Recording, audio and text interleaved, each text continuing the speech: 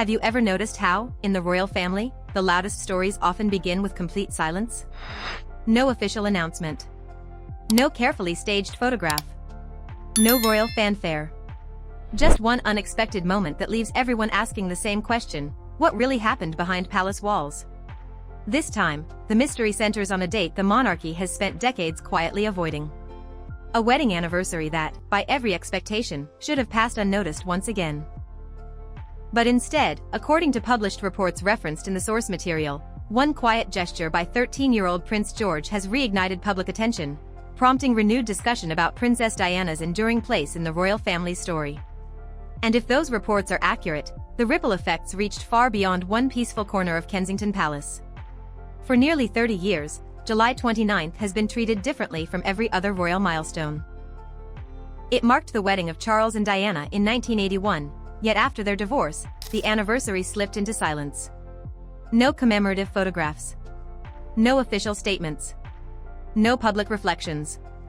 It became one of those dates that seemed destined to disappear quietly into history. That long-standing pattern is what makes this reported sequence of events so intriguing. According to the material, there was no planned ceremony, no media invitation, and no palace publicity surrounding what happened next.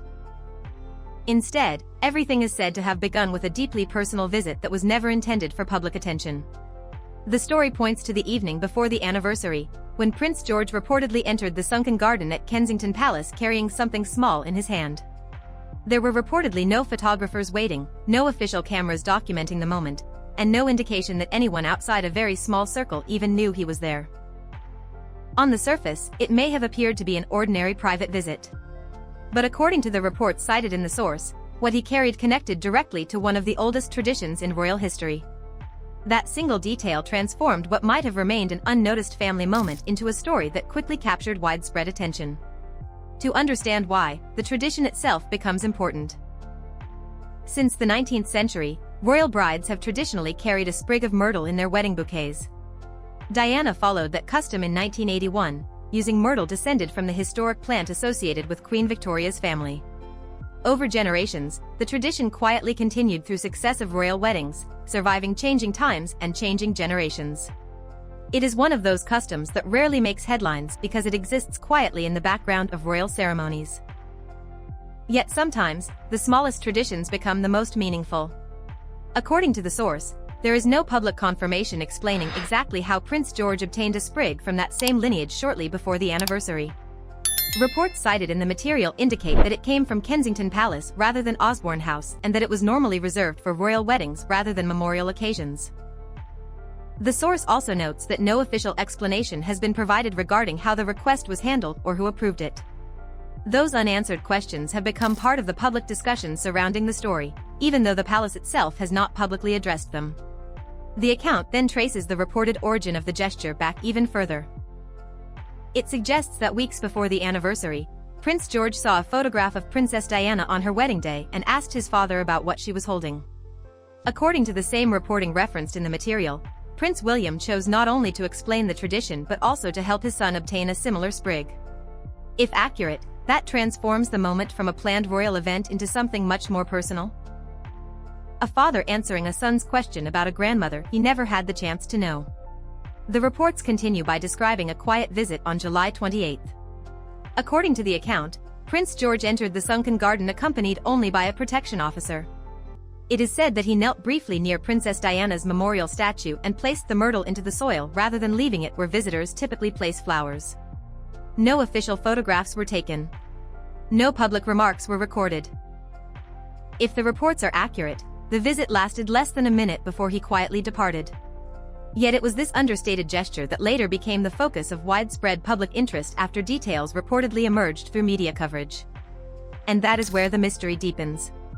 If no cameras were present, if no announcement was planned, and if the visit was intended to remain private, how did the story become public at all?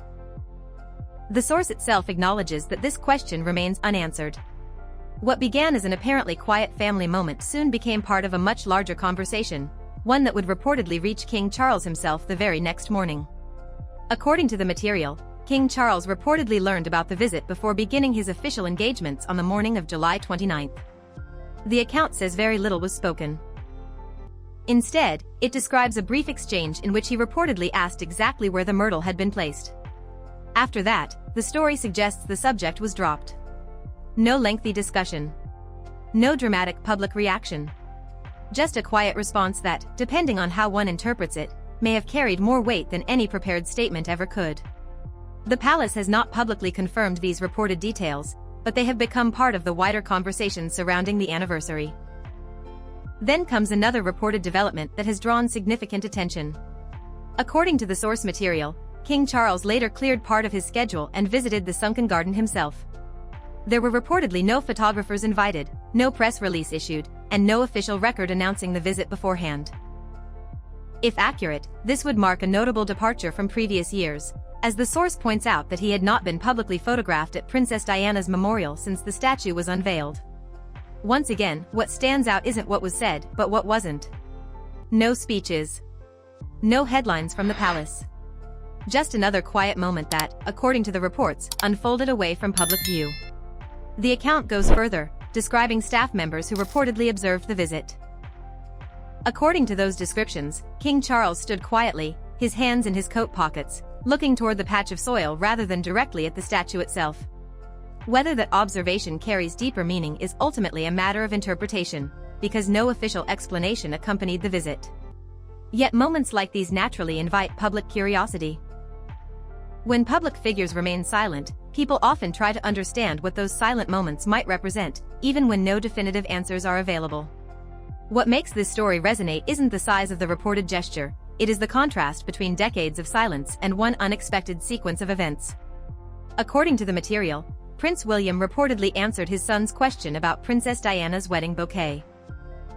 Prince George is then said to have transformed that answer into a private tribute. And finally, King Charles reportedly visited the same memorial the following morning. The source presents these as separate acts. That is perhaps the most fascinating element of the entire account. If these reports are accurate, no official campaign was launched. No palace communications team announced a change in tradition. No formal acknowledgement declared that the anniversary should once again be remembered.